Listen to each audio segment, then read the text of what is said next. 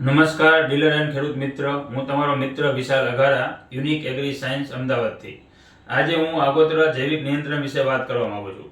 તેના માટે મારી કંપની 3 અલગ અલગ પ્રકારની ફેરોમેન ટ્રેપ બનાવે છે. તેમાં પહેલી છે મેલોન ફ્લાય લૂર. તેમાં તરબૂચ, સક્કરટેટી, વેલાવાળા શાકભાજી અને બીજા દરેક શાકભાજીમાં તેનો ઉપયોગ કરી શકાય છે અને શાકભાજીમાં આવતી ફળમાખીથી નુકસાન થતાં અટકાવી શકાય છે. બીજું છે ફ્રૂટ ફ્લાય લૂર.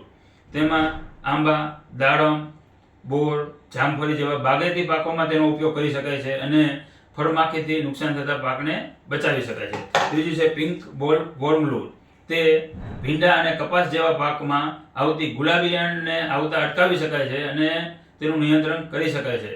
ને આનું પ્રમાણ હોય છે 1 એકરમાં 10 નંગ આ લગાવવાના હોય છે અને પાકને આનાથી સારું એવું પરિણામ મળે છે અને રક્ષણ આપે છે. જય જવાન, જય કિસાન.